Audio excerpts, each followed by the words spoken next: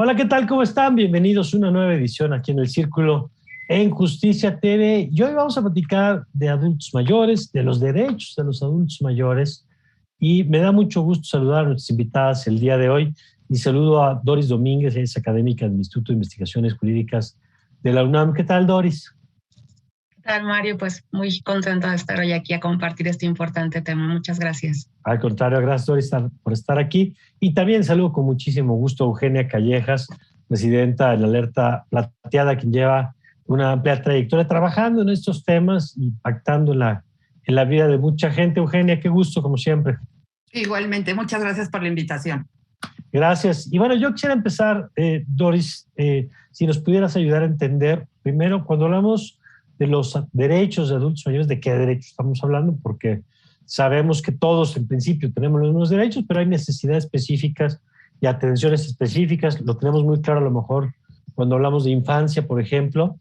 Y me parece que en el tema de los adultos mayores es uno de los temas que no sé si por temas culturales, por ignorancia, porque va cambiando el tema al paso del tiempo y ahora tenemos mayor comprensión, pero me parece que este tema no hablamos lo suficiente.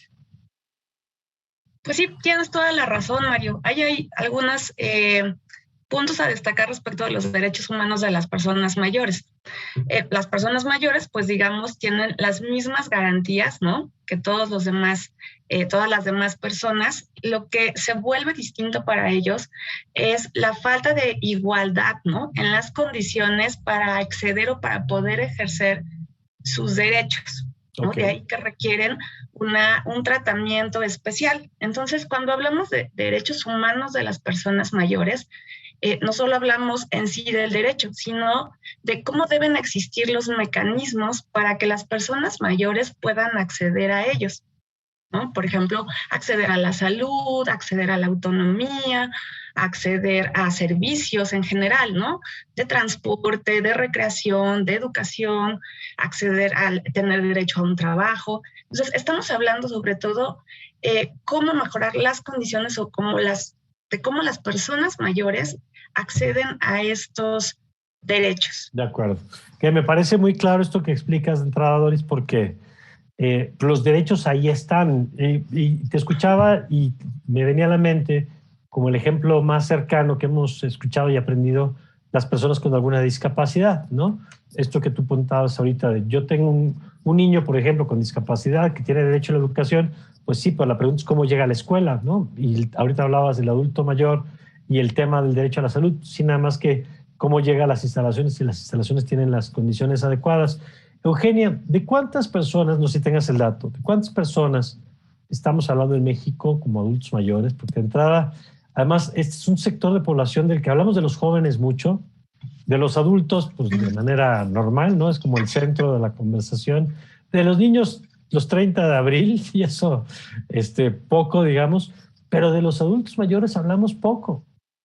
Tenemos en México, de acuerdo al último censo, 15.1 millones de personas adultas mayores. Creo que es muy importante que se sepa que un adulto mayor es a partir de los 60 años por ley, porque hay como una confusión porque en otros lugares es 62, 65, 68. En México, de acuerdo con la ley, es a partir de los 60 años. Okay. Y esto representa el 12% de la población.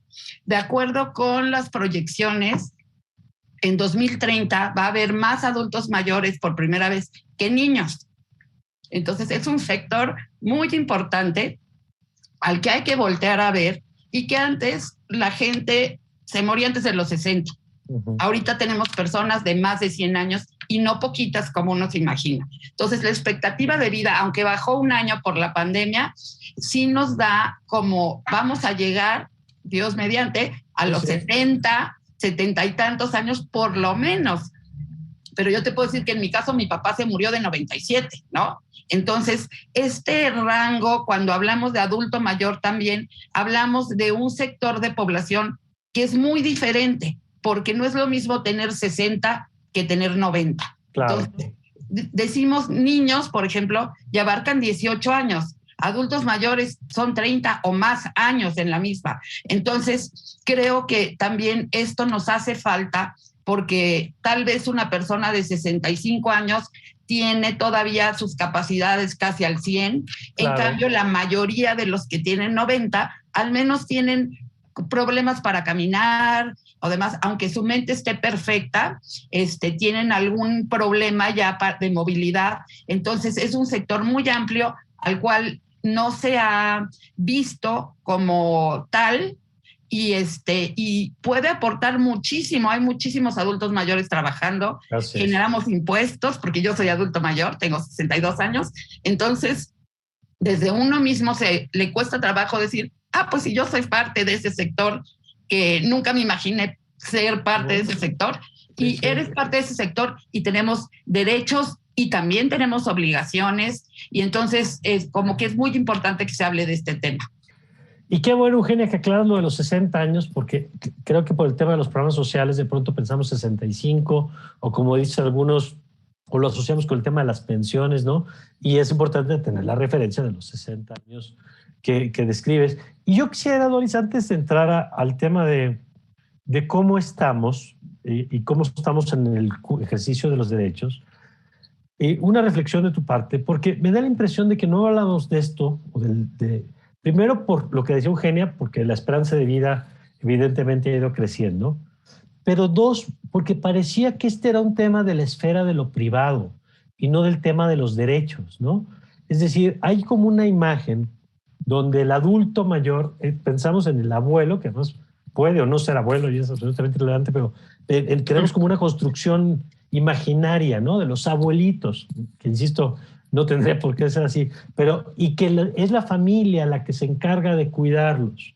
Y hay todavía muchas expresiones, digamos, culturalmente y a veces de las propias autoridades de este tema, y quizá, Doris, no lo terminamos de entender o no lo habíamos terminado de entender, no como un asunto de valores y familia, que no es importante, pero que es en principio un tema de derechos. Sí, totalmente, María, tienes mucha razón. La forma en la que se han concebido a lo largo de la historia los apoyos hacia las personas mayores tienen que ver con la construcción social que tenemos de lo que es ser una persona mayor, ¿no? Históricamente, primero, ¿quién se hizo cargo de las personas mayores? Claro, en la historia de la humanidad se fue alcanzando poco a poco una mayor esperanza de vida, ¿no? Después de las guerras, después de las pandemias, ¿no? Ahora lo sabemos. Y al principio como que las personas mayores eran asunto de la asistencia social, ¿no? Los conventos, los que se dedican a la caridad, luego fue evolucionando, más personas mayores, y se vio como el cuidado como una responsabilidad por mucho tiempo de la familia, ¿no? Como dices, un asunto de la familia, cuidar de sus propias personas mayores, ¿no? Sus ancianos, y bueno, claro, con la típica figura del abuelo, de la abuela, y en realidad empieza a entrar en esfera, ¿no? De política pública con el crecimiento, ¿no? Cuando empiezan a surgir temas, por ejemplo, el laboral, ¿no? ¿Qué va a pasar con las personas que ya no pueden trabajar? ¿Sí? ¿Por qué? Pues porque se vieron disminuidas en sus capacidades, y entonces, bueno, es necesario regular qué va a pasar con estas personas, y es cuando, digamos, empiezan a entrar ahí unas normativas, ¿no? Para regular que se tenga el derecho a una pensión, por ejemplo. Y es ahí por donde empieza, ¿no? Por la parte laboral. Pero claro, al incrementarse la cantidad de personas mayores, empiezan a salir, se vuelven más visibles, aunque sigue siendo una población muy invisibilizada, quiero decirlo, que pues se requiere hacer algo, ¿no? Porque en realidad sí estamos en una situación de crecimiento y envejecimiento de la población que nos va a cambiar la vida a todos y a la que no le estamos prestando suficientemente atención. Y es entonces cuando, al evaluar la situación de las personas mayores, al que ver que salen como una población afectada en otras convenciones, en otro tipo de convenciones, como cuando se habla de discapacidad o cuando se habla de tortura, se ve que requiere una mirada particular, ¿no? Y es cuando, bueno, empiezan los organismos a voltear a ver y ver que necesitamos regulación particular para apoyar a esta población. De acuerdo. Yo quisiera conocer, Eugenia, tu percepción también sobre cómo ha cambiado el tema en la agenda, en la conversación, en la agenda pública.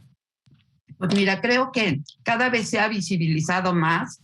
Yo empecé, por ejemplo, con Alerta Plateada hace más de 10 años Y cuando yo llegué con el gobierno y le dije, oye, pues es que fíjate que se extravían adultos mayores, no habían estadísticas. Entonces le empezaron a ver en la Ciudad de México, se pierden alrededor de 20 adultos mayores cada día. O sea, es más de un por día.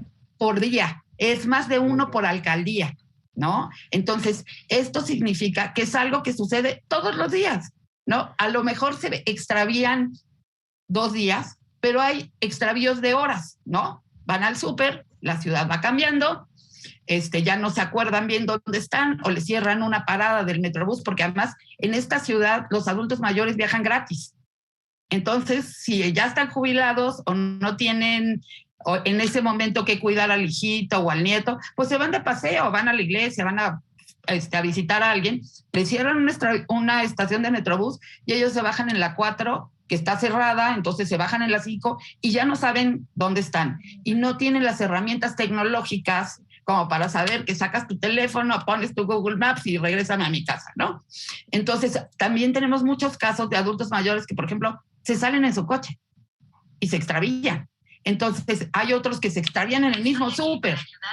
Entonces, perdón, o sea, Siri aquí es Metich. Entonces, esos adultos, o sea, no, como que no medimos todas las cosas que le puede suceder a un adulto mayor y empezarlos a visibilizar nos ayuda a ver unas cosas terribles como el maltrato a los adultos mayores, que es desde el físico, el psicológico, pero hasta la explotación financiera. Hay quien recibe su pensión y que le da el gobierno y sus hijos la usan para cosas diferentes, o que tienen sus ahorros o tienen una casa y cuando voltean ya el mismo ya vive pariente toda la familia ahí, la hizo, claro. o la hizo vender y ya no tiene dónde vivir. O sea, hay muchas cosas que no se visibilizan. Entonces creo que tratar estos temas es muy importante. Uno, para prevenirlos.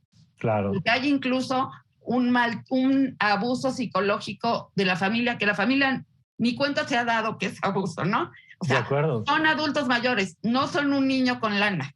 Entonces no les puedes ordenar, no les puedes decir cállate. No lo puedes excluir de las decisiones. Exacto, o sea, a ver, ya no puedes manejar, lo tienes que convencer porque es un adulto como tú. Claro. ¿No? Entonces, todo eso es necesario visibilizarlo. Me da mucho gusto que se hable de esto, que se reconozca y también que los adultos mayores sepan que tienen derechos. Claro. O sea, que no por ser adulto mayor, ya, o sea, métete en el ataúd y ya no tienes nada que hacer en esta sociedad. Absolutamente. Y lo decía hace ratito Doris, muy bien, Doris Domínguez, me gustó mucho y además que fuera tu primer comentario, cuando dices, es que se trata de que puedan ejercer sus derechos. Esta discusión hay veces que pensamos que se trata de pelear por derechos especiales y nadie está peleando por derechos especiales. Se trata simplemente de que las condiciones para poder cumplir tus derechos son distintas porque tus entornos distintos, tus capacidades son diferentes. Y ahí quisiera yo, Doris, empezar este mapeo, un poco ya lo han empezado a hacer ustedes y ahorita lo hacía Eugenia. ¿Cuáles son los derechos que se ven más afectados o más vulnerados en el caso de los adultos mayores? Mira, me voy a ir, aunque tengo varios, pero siendo concordantes con los que se han detectado en general en América Latina, y son 4, ¿no? 4 puntos específicos. Uno es el ejercicio de la autonomía y la dignidad, de la libertad de la persona mayor. Eugenia sacó un tema muy importante, ¿no? Ahora con la pandemia hubo muchísimos casos de personas mayores que se les prohibió salir a la calle por parte de sus familiares, por parte de los gobiernos, ¿no? Tuvimos ahí un caso en Colombia, en Argentina, asociaciones de personas mayores que tuvieron que demandar al gobierno porque era al único grupo que se le impedía salir cuando ya se había levantado la cuarentena para el resto de la población. Me acuerdo, Doris, el tema de las compras en el súper, por ejemplo, ¿no? Que decía, pueden entrar todos menos adultos mayores, ¿no? No, estos letreros horrendos, ¿no? Con el círculo de prohibición y atrás la imagen de una persona mayor, eran terribles y no consideran que pues, las vejeces son distintas para todos, ni la cantidad de personas mayores que viven solas, ¿no? Y hacen su súper solas y hacen sus compras solas. Entonces, este fue un ejemplo de cómo se violó el derecho a la libre circulación, su dignidad, su autonomía y como sociedad, lo que decías, ¿no? Lo justificamos a partir de decir, bueno, es que los estamos cuidando, ¿no?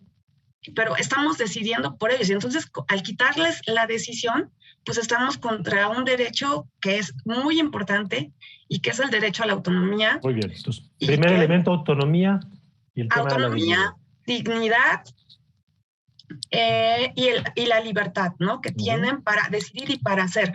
Porque imagina este ejemplo que tú, por alguna situación, te rompes la pierna, no lo deseo, claro está, ¿no? Y entonces, como la gente te ve con un bastón porque pues, estás en una condición de discapacidad en ese momento, pues se asume que no puedes tomar decisiones bancarias sobre lo que vas a comer, sobre dónde quieres ir, por un simple rasgo, ¿no? Entonces, todos los estereotipos que tenemos respecto de la vejez, ¿no? Pensando que todas son iguales, pensando que todas implican discapacidad y otros elementos rompen con este que es muy importante, que es uno, la autonomía, que es sobre el cual quería abundar más. Dos, lo que tiene que ver con la inclusión de las personas mayores para ser integradas en la sociedad, para que participen de la sociedad, para que puedan opinar sobre lo que pasa en la sociedad y para que puedan ser valorados, ¿sí? Todas las contribuciones que ellos hacen a la sociedad, a la economía, tanto trabajo que no es reconocido por parte, por ejemplo, de las personas que cuidan a sus nietos, ¿sí? Y que hacen otro tipo de labores de cuidado. Ese es el 2. Tercero, muy importante, el contar con el apoyo para lo que son los cuidados de largo plazo, ¿no? Los servicios que necesitamos, que necesitan las personas mayores de cuidados de largo plazo, ¿no? El poder tener la información al decidir sobre tu salud, sobre si vas a requerir cuidados paliativos, sobre qué es lo que quieres tú para tu vejez. Y como cuarto y último punto, el hacer comunidades más amigables, el revisarnos en todos los aspectos, en el social, en el económico, en el político, en nuestros ambientes y saber, tenemos las condiciones para que las personas mayores se integren adecuadamente. Y como ejemplo es, todas las calles en la ciudad son amigables para las personas mayores. Claro. El transporte. Claro. Pues mira, nos dejas buenos puntos, estos 4 puntos. Vamos a hacer una pausa y ahora vamos a regresar con Eugenia. Sobre este tema, sobre estos temas que nos pones en agenda, el tema de la inclusión, el tema de la idoneidad de los espacios o esto que llamas las comunidades amigables, lo revisamos, si les parece, regresando de la pausa. Ya volvemos.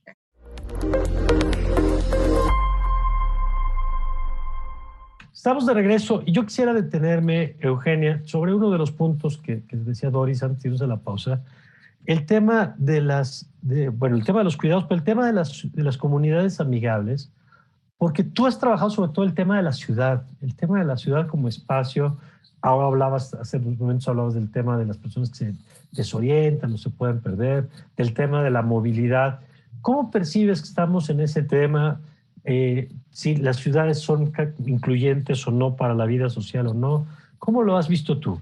Pues mira, desafortunadamente hay un programa 2030 de la ONU sobre comunidades amigables, precisamente con adultos mayores y personas con discapacidad. Dificilísimo. Se ha tratado de hacer una sinergia con gobiernos, con empresas y eso, porque no es tan caro y es muy importante que se incluyan y realmente no es un tema que les llame la atención. ¿Por qué, Eugenia?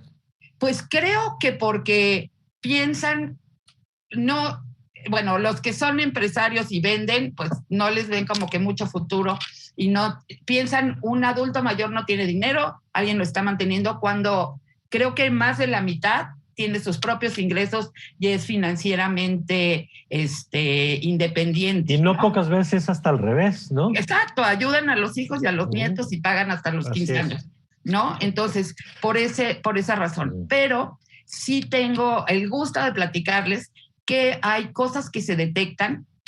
Me acaba de llegar una carta de un banco y me dicen que soy cliente preferente, que no voy a hacer filas, y yo, bueno, ya me sentía magnate.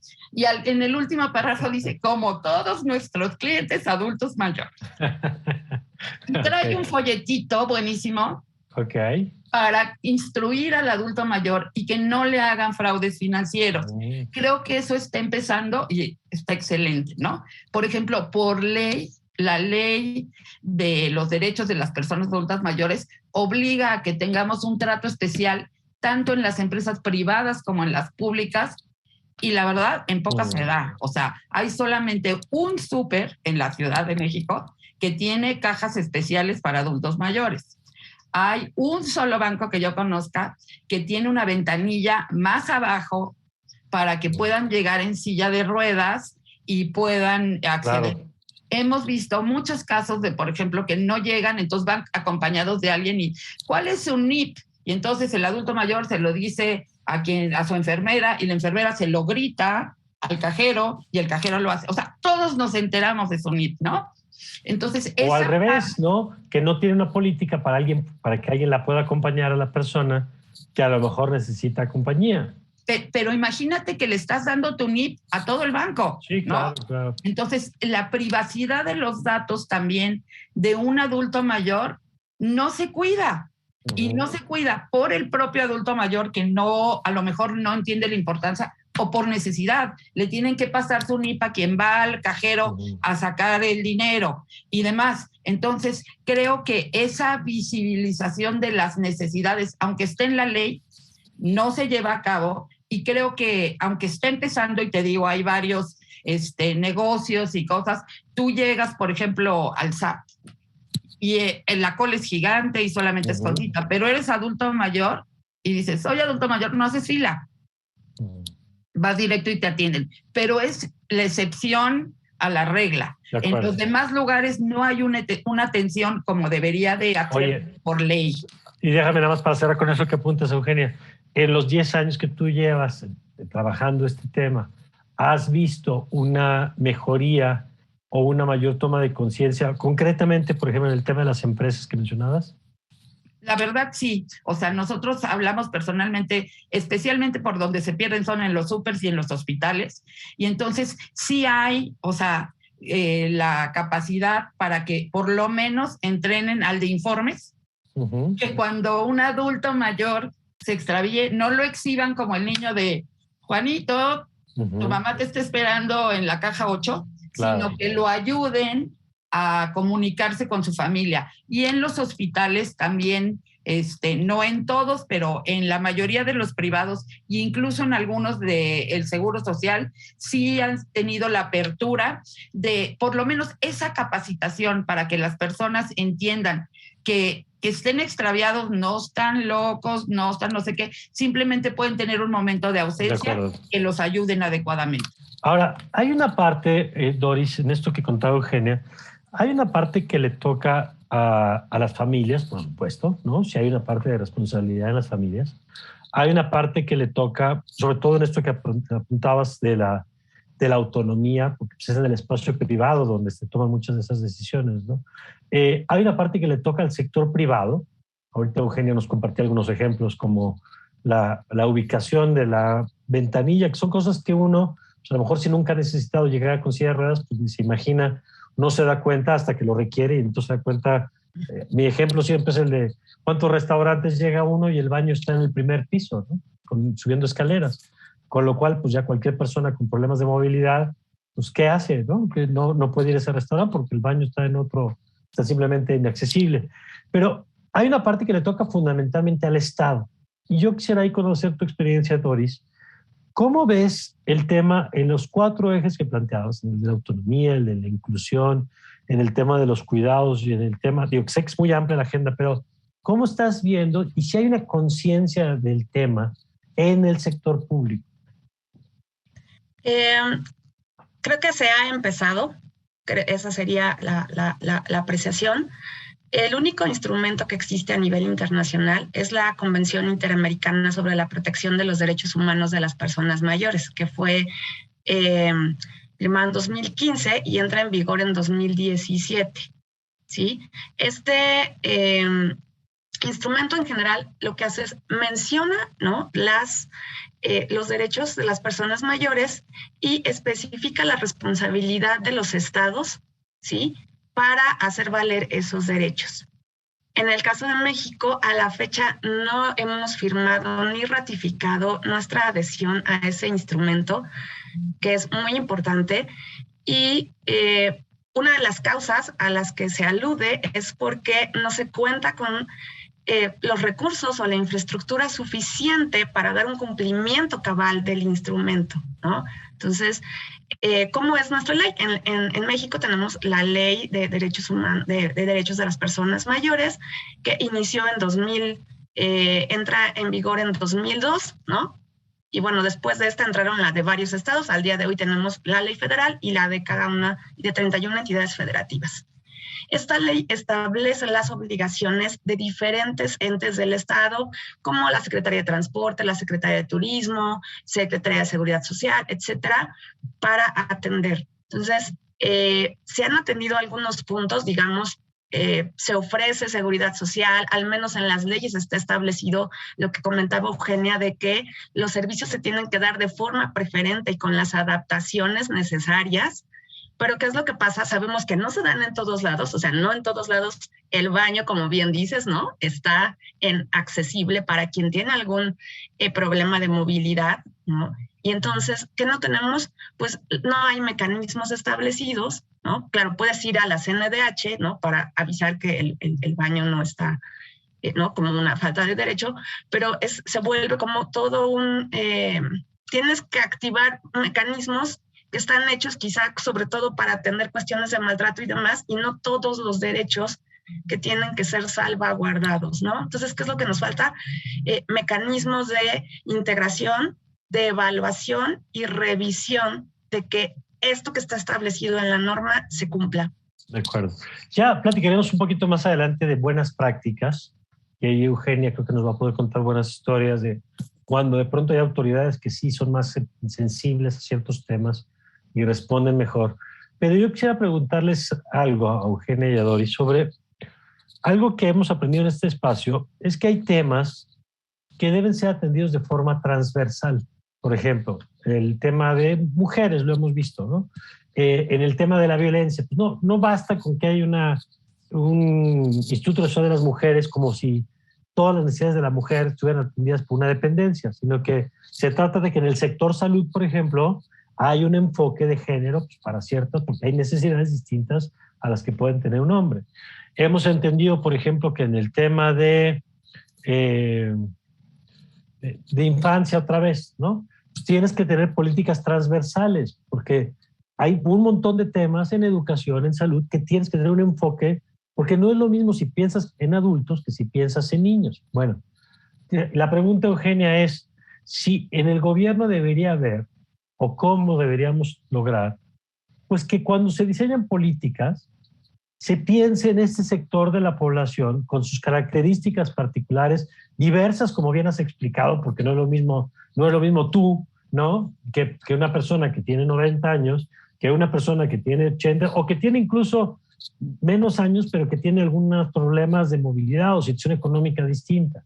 Pero ¿te parece que del gobierno tendría que haber una mirada transversal para que cuando se diseñen las políticas se piense en este sector de población? Y eso pienso desde las vacunas hasta un montón de temas. En teoría, hay un consejo, debería de haber un consejo integrado por la Secretaría ahora del Bienestar, ahí decía Sedesol, pero porque era antes Salud, hasta el SAT está involucrado en ese consejo, que como todos los consejos en estos tiempos, ni se junta, ni se integra, ni les importa y demás. Entonces, yo he visto que que tenemos la fortuna, aunque nadie lo crea, que nuestros gobernantes en esta época son adultos mayores, si se fijan. Entonces, han empezado por necesidades propias, no como una política que les impongan transversalmente, pero sí he visto que le ponen más atención en cuanto a la atención pública. Eso no se representa en las leyes. Todas las leyes que están expidiéndose tienen cero perspectiva para los adultos mayores, no hacen la diferencia. Yo no quiero decir que no contamos, porque tenemos los mismos derechos que los demás, pero no se considera como población vulnerable para darle un acceso a las cosas. Es población vulnerable para que te pongan la vacuna antes, para que te den alguna pensión cuando llegues a cierta edad, que, o sea, es muy bueno, nadie está peleado con eso, pero para tener acceso en tu vida diaria a las cosas, como a poder llegar, o sea, se supone que en el transporte público debe haber un asiento y una zona especial para adultos mayores, no sucede. Tiene que haber transporte en el que puedas subir una silla de ruedas, no sucede. Que le den preferencia en la fila del autobús a alguien con que sea adulto mayor y use algún aparato como un bastón. Todo eso no sucede, pero nadie, o sea, ni se quejan, ni saben que es una obligación, incluso los mismos transportistas no están enterados y por supuesto no se cumple. Y creo que esa falta de, si le pusieran tanta enjundia al cumplimiento de lo que ya hay, en vez de andar tratando de transformar, creo que sería muy bueno. Sería más efectivo. Ok, tu mirada sobre el mismo tema, Doris. Pues de la misma forma que Eugenia, creo la transversalidad de hecho está, como ella bien dice, está establecida en la normativa, ¿no? El trabajo conjunto entre las distintas secretarías que puede ser invocado por el INAPAM. ¿Qué pasa en la realidad? Una de las cosas, de los objetivos precisamente de la Agenda 2030 era necesitamos un cambio de pensamiento. Un cambio de pensamiento sobre la vejez y sobre lo que implica el proceso de envejecimiento. Si es que queremos alcanzar población en el futuro, poblaciones de adultos mayores, de personas mayores mejor integradas, ¿sí? Con mejores servicios y no solo con una expectativa de vida alta, sino con calidad de vida. Y de ahí que creo que lo que nos falta mucho es promover, ¿sí? Promover una idea de la vejez que sea clara, que sea realista, ¿sí? Y que sea informada, ¿no? Porque a veces dentro de las mismas familias lo que puede llegar a pasar es que se caigan situaciones de maltrato que las personas no identifican situaciones de maltrato. ¿Cómo cuáles? Por un lado, por ejemplo, yo por ejemplo que llego a trabajar con personas, que trabajo con grupos de personas mayores, la persona se cae, ¿no? Sufre una caída y no puede, y entonces sus hijas deciden que ya no salga a la calle.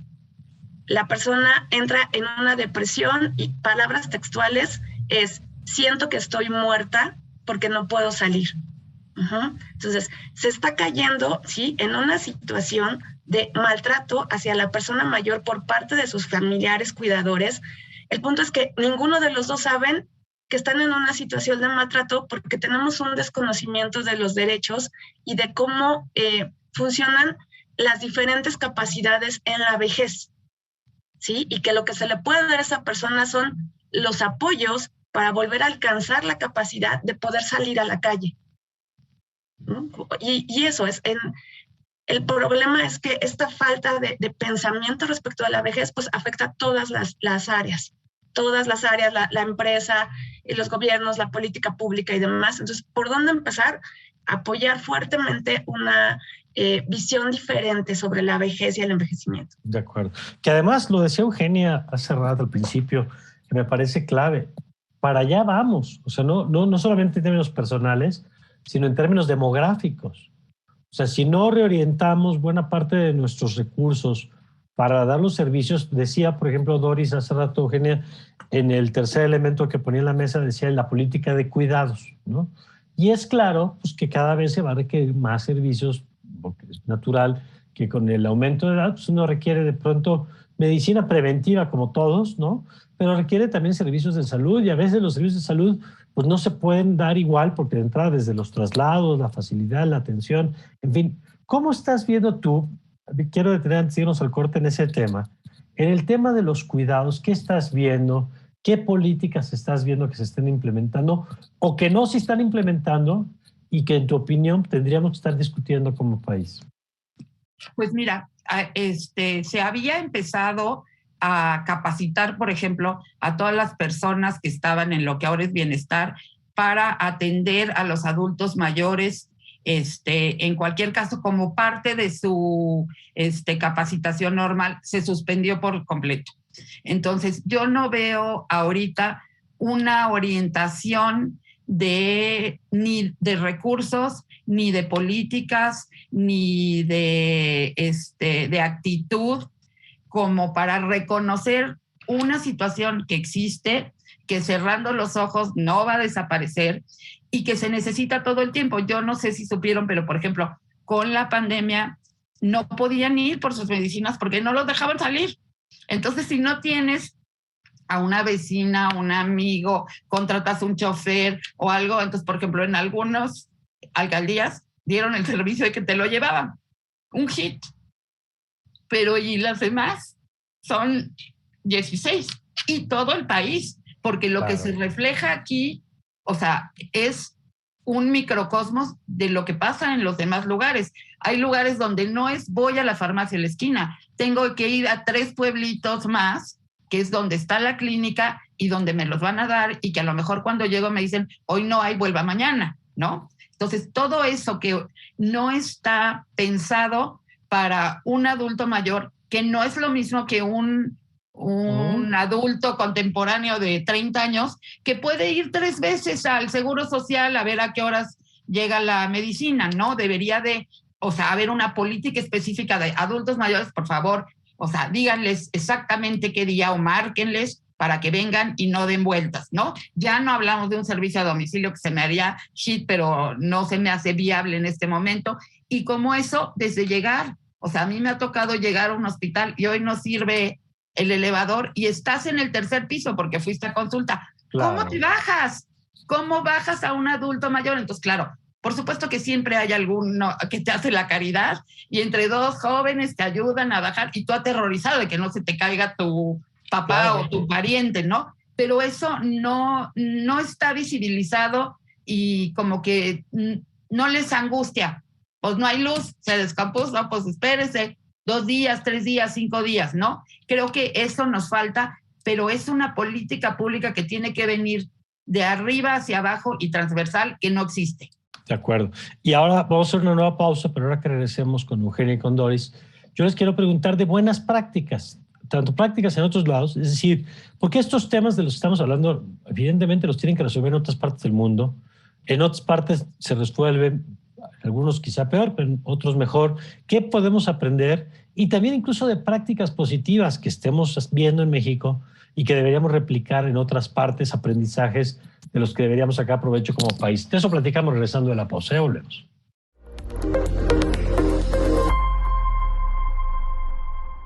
Estamos de vuelta y yo quisiera escuchar, Doris, el tema de buenas prácticas. A ver, en otras partes, y ya sabemos que cuando decimos otras partes no quiere decir Finlandia, porque todo el mundo es, bueno, pero allá hay presupuesto. Bueno, es que hay temas que sí son de presupuesto, pero hay temas que son de política pública, hay temas de organización, hay temas que tienen que ver, como decías, con cultura, con cómo concebimos, hay temas que tienen con empresa, con el diseño de los espacios físicos. Es decir, no todo es presupuesto, nada más para desmontar esta idea de que, uy, es que somos un país pobre. Pues somos un país que además eso también sería discutible, digamos, en algunos sentidos. Pero bueno, a ver, ¿qué ves tú como buenas prácticas que tendríamos que estar aprendiendo, Doris?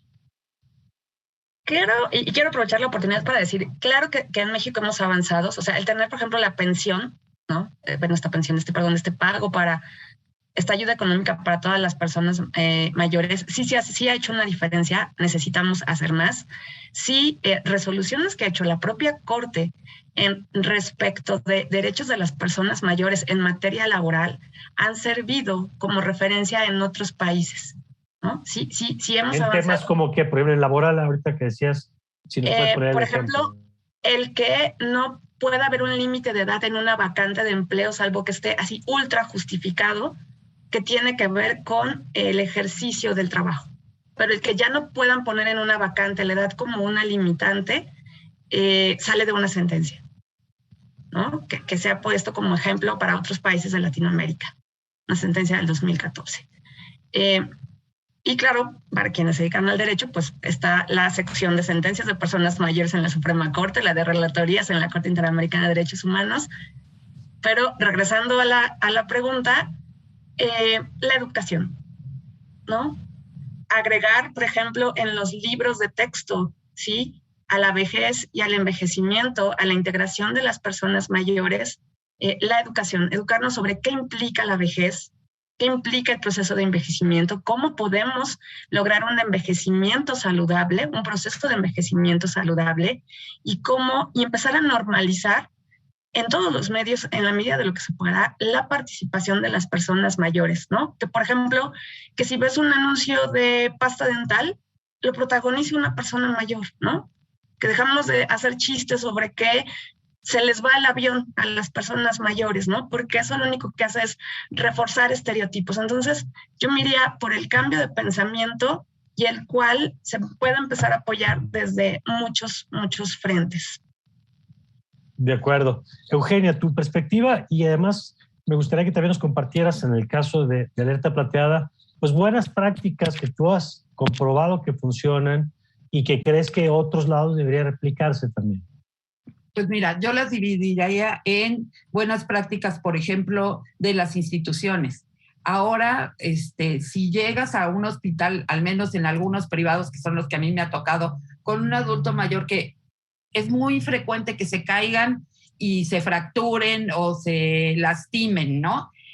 Siempre, le preguntan al adulto mayor cómo se cayó y demás, y a ti por separado, para saber si es un accidente o es un maltrato. Eso se me hace, y ya hay formatitos para llenar y todo, excelente. Y en caso de dudas, si tú tienes un médico de cabecera, llaman al médico de cabecera, me consta, para preguntar si es algo frecuente o es eventual, ¿no? Esa se me hace una excelente práctica que yo sé que por ley se debe de hacer, pero no me había tocado comprobarlo. Una segunda instancia es las filas especiales en gobierno de atención al público para los adultos mayores. 3, una iniciativa que empezó y ya no ha crecido, pero que fue una iniciativa de hace 4 años de permitirle a los adultos mayores usar el baño. Porque como adultos mayores necesitan más usar el baño. Sí. Entonces, en las oficinas públicas el baño es para los empleados y no dejan entrar. Ya empezaron a darle instrucción de que si era un adulto mayor, lo dejaran pasar al baño, y se iba, que ya no se hizo, a extender a todos los restaurantes, que aunque no fuera cliente, te dejaran pasar al baño. Porque si tú como joven de repente necesitas ir al baño, estás lejos de tu casa, pues vas y pides un café y te metes al baño, ¿no? Pero hay una cadena de restaurantes muy famosa que es más famoso su baño que la restaurante y tienda, ¿no? Entonces, pero eso sería como que algo muy amigable con los adultos mayores y que además al rato te va a traer clientes, ¿no? Y la tercera cosa es concientizarte de los requerimientos de un adulto mayor, para que estés dispuesto a reaccionar. Los adultos mayores se extravían. 1 de cada 5 se extravía. Es normal, no es que no los atiendas, no se le va el avión al señor, o sea, es parte de su normalidad. Entonces, como tener gripa y necesitar un Kleenex, necesitas prever qué va a pasar cuando tú mismo te extravíes o el adulto mayor a tu cuidado se extravíe. Les dejo lo mejor que pueden hacer por su adulto mayor, o si uno es adulto mayor, tómense una foto. A la hora que se extravían, te dan necesitas una foto para reconocerlo, y como ya está viejito y sale en pijama, no hay foto, y entonces es de cuando cumplió 25 años de casado y no se parece nada ahorita, y ahorita ya está feíto, pues sí, pero al que quieres encontrar es al feíto. Entonces, mi recomendación última que quiero dejar así como para no dejar nada en nuestro pecho es: si tienes un adulto mayor a tu cuidado o eres adulto mayor, por favor, tómale ahorita una foto. Oye, y nada más para seguir con ese tema de los adultos cuando están extraviados, ¿cuáles son las instancias qué ventanilla se toca, digamos, en esos casos? Pues mira, oficialmente yo recomiendo que primero el Consejo Ciudadano en la Ciudad de México, y si no, y la Fiscalía, ¿no? Hay Consejo Ciudadano en diferentes lugares del país, esperamos que se extienda más, pero ellos por teléfono te dan la asesoría de cómo cómo denunciar, porque se denuncia, porque no sabes si es extravío, si hay delito, ¿no? Claro. Es un delito o algo, y generalmente no es delito, ¿eh? Entonces, la mayor parte de las veces es un extravío, una ausencia o falta de localización que no avisó a dónde andaba, ¿no? Oye, y además supongo que en muchos casos se les encuentra. Sí, o sea, 8 de cada 10 los encuentras vivos. Uh-huh. Desafortunadamente en otros casos no, y otros casos no los encuentras, pero son mínimos los que no se encuentran. Nosotros los encontramos, los que nos denuncian en menos de 24 horas, 7 de cada 10, ¿no?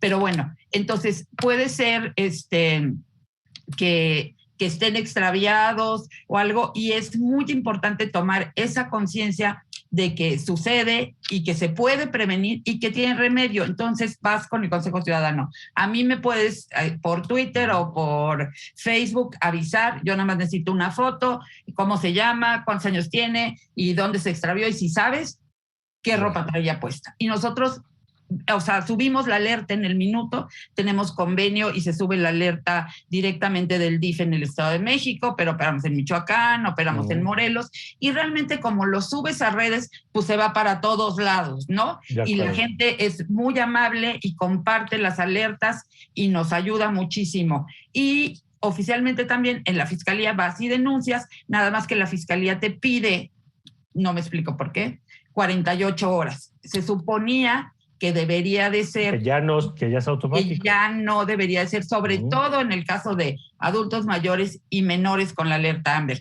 Pero no todos se cumplen, entonces yo sí recomiendo que lo mejor es, uno, usar las redes sociales. Si se prolonga, ir a la Fiscalía y pedir el uso de las cámaras. Si tú no lo pides, no te lo dan y a los 7 días se borran. Okay. Entonces, tienes que pedirlo desde el principio porque se puede hacer el seguimiento de donde andaba y es mucho más fácil localizarlos. Muy bien.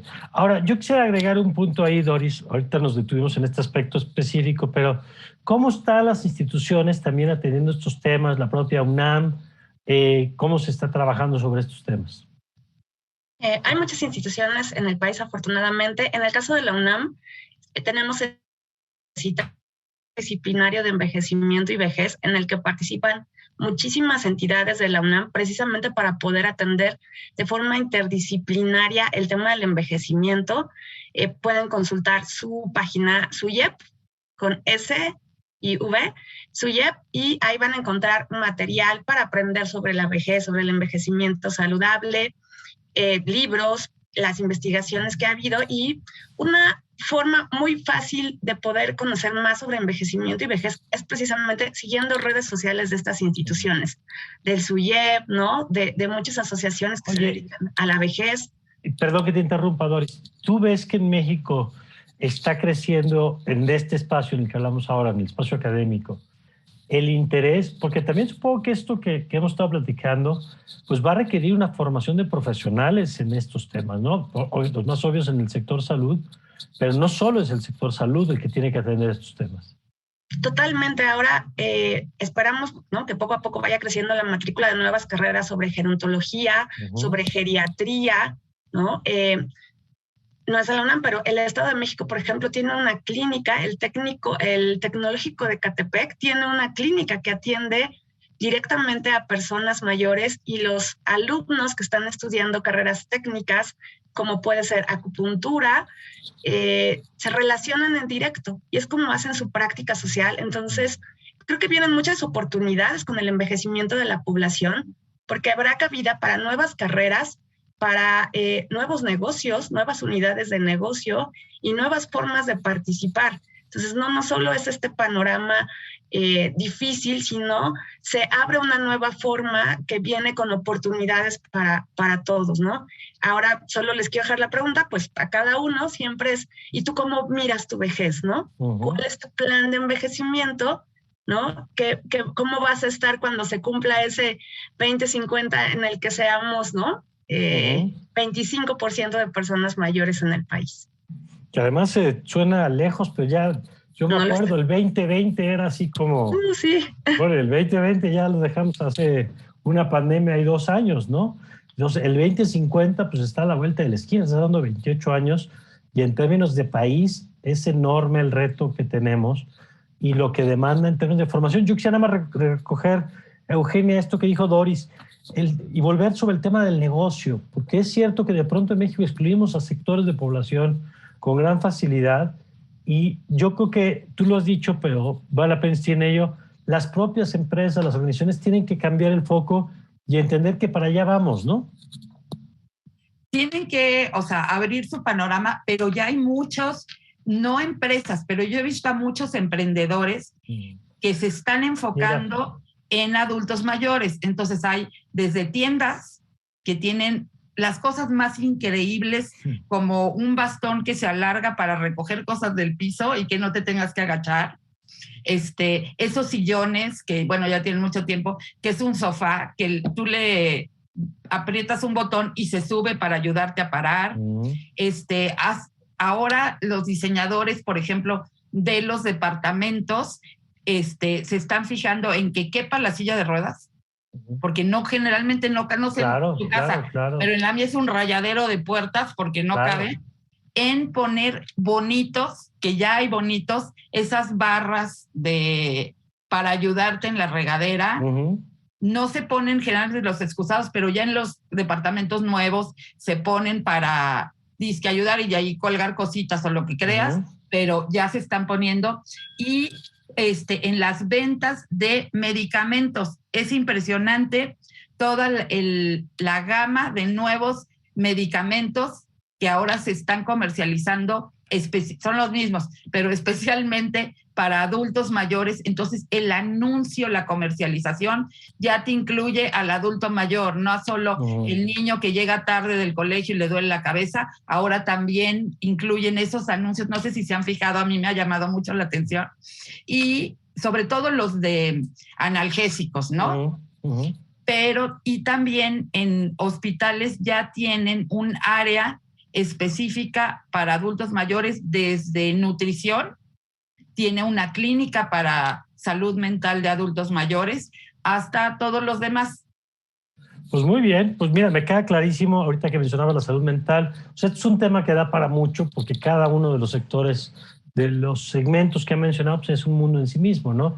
Pensaba, por ejemplo, cuando hablaban del tema de salud, todo este asunto de la telemedicina, con los pros y contras que puede tener, pero que es un recurso, digamos, que para personas con movilidad limitada pues puede ser importante. Claro, rebasando barreras tecnológicas y temas de ese tipo que puedan existir también, temas de privacidad, como han señalado, temas de mercado laboral, ¿no? Esto que apuntaba Doris, que me parece muy importante, que ahora el tema es que se cumpla, ¿no? Que no solamente no lo publiquen, sino que a la hora de las contrataciones pues no excluyan a personas simplemente por el criterio de la edad, descalificando a alguien en lugar de considerar sus capacidades, su experiencia y lo que puede aportar a una posición en particular.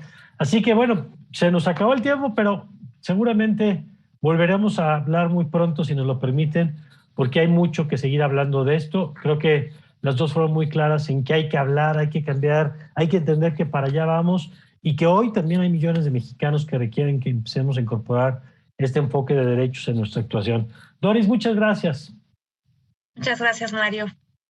Muchas gracias, Doris Domínguez. Y Eugenia Callejas, muchas gracias. Siempre, gracias. Igualmente, Eugenia, gracias. Y felicidades a los dos por todo el trabajo que realizan. Y gracias a usted por habernos acompañado una vez más aquí en El Círculo. Comparte este programa, que estoy seguro que hay mucha gente a la que si usted se lo manda, se lo va a agradecer. Siga con nuestra programación y ya sabe, yo soy Mario Campos. Le deseo, como siempre, que tenga usted un magnífico día.